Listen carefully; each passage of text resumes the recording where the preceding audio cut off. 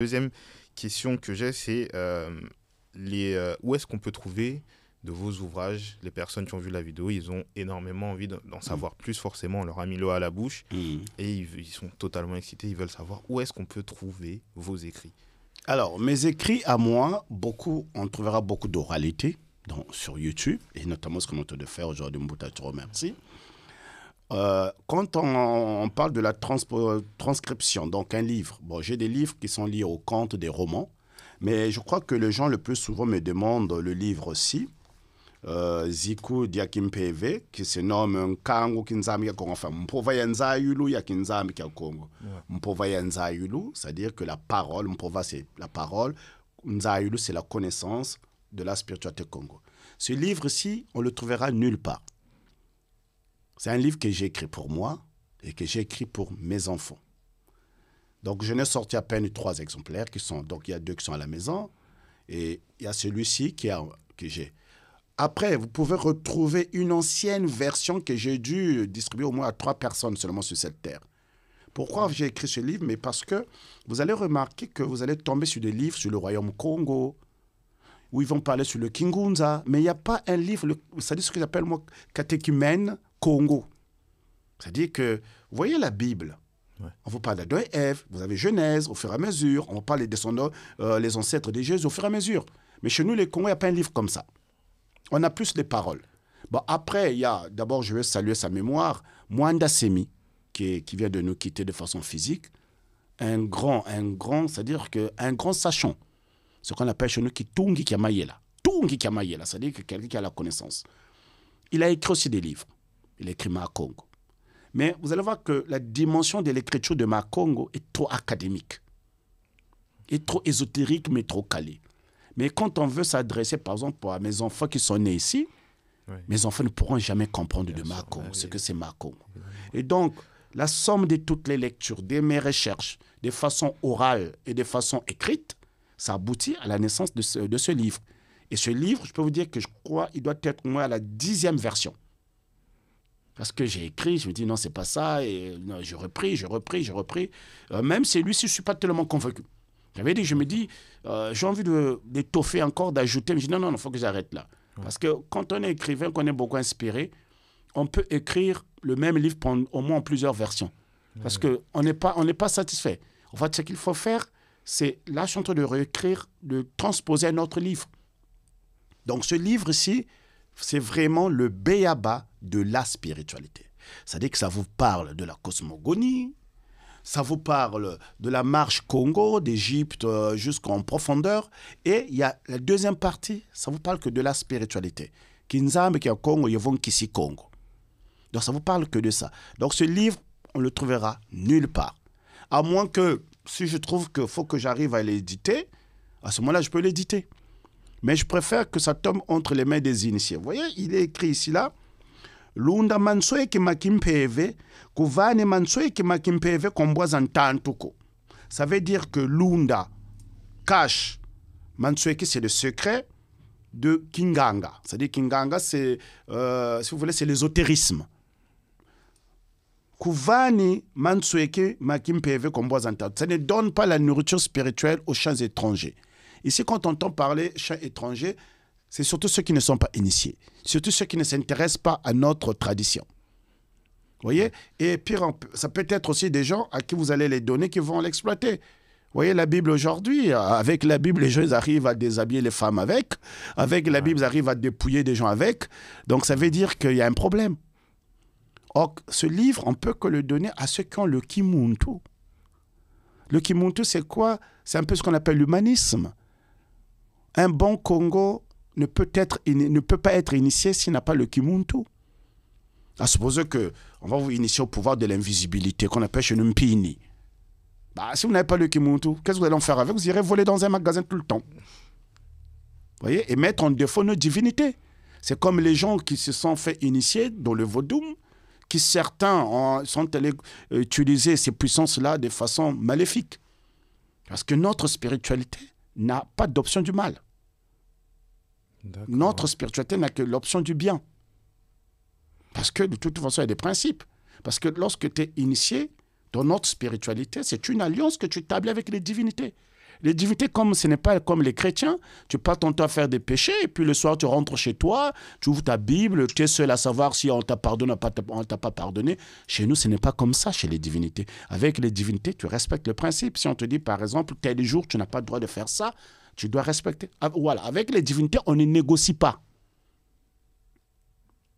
Avec les divinités, tu ne négocies pas. Parce qu'avant d'être initié, on t'a expliqué le principe de Kimuntu, de Nzila Congo. Tout ça, tu savais. Or, chez les chrétiens, tu peux négocier. Hein. De toute façon, même un mort peut négocier. Tu vois, le monsieur, il a passé son temps à pécher tous les jours, à forniquer, à commettre des dégâts tous les jours. Le jour de sa mort, on amène son cadavre à l'église, on fait tout un théâtre, mise en scène gréco-romaine, et puis on dit, bon, ouais, il peut aller au paradis. Non, pas chez nous. Pas chez nous. Et donc, cet ouvrage-là, je pense que c'est un ouvrage du coup qui pourrait... Enfin, ce type d'ouvrage, c'est exactement le genre de choses dont on a besoin, nous, pour se ressourcer. Donc, ce que vous nous dites là, c'est que celui-là, bon, c'est quelque chose qui vous est cher et vous souhaitez qu'il soit, si un jour il est publié, qu'il tombe entre de bonnes mains, des personnes qui ont réellement une soif de connaissance. Vraiment. Est-ce que vous avez déjà pensé justement à faire en sorte de...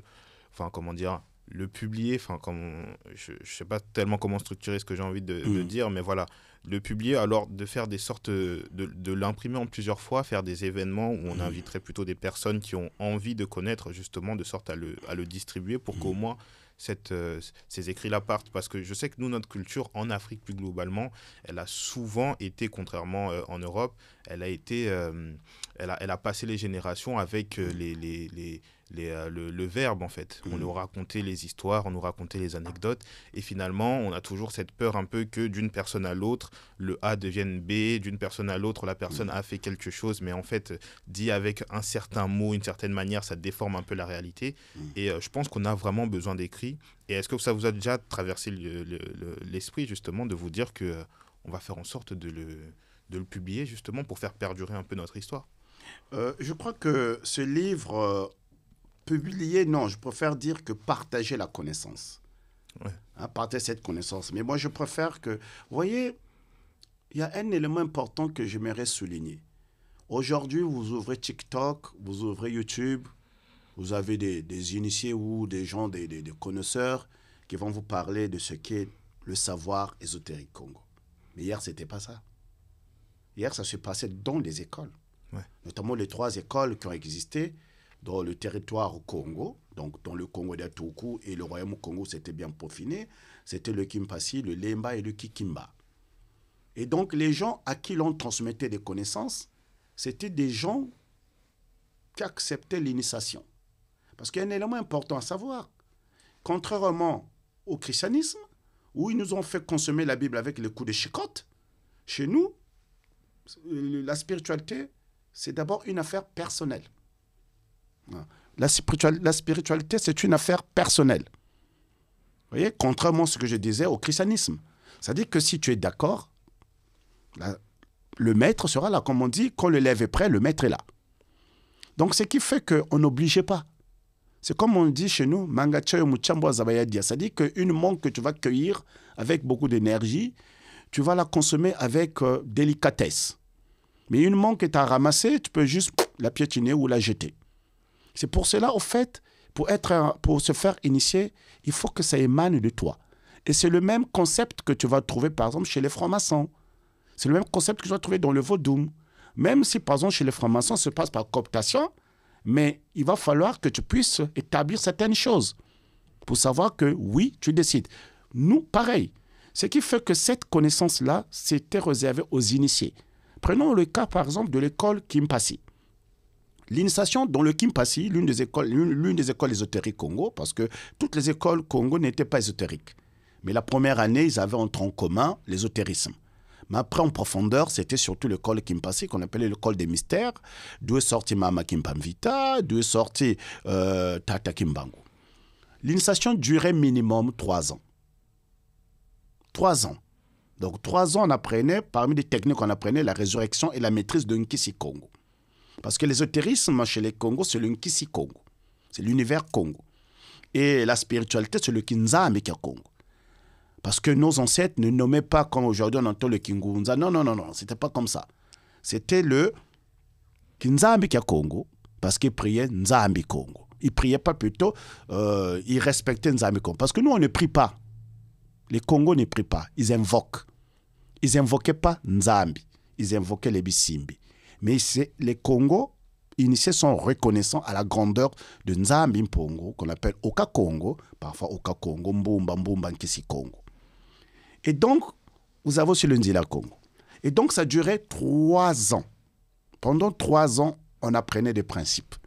Et quand on sortait de l'initiation des 3 ans, on signait sous forme de façon mystique un contrat. Tu n'avais pas le droit de dévoiler, surtout dans le Kimpasi, dévoiler tout ce que tu as appris. Même 10 ans après, c'est comme chez les francs-maçons, hein. Même 10 ans après, quand tu n'es plus, tu n'es plus en relation avec les Nguringanga, maître initiateur, ou avec tes frères de la même famille initiatique, tu n'as pas le droit de dévoiler.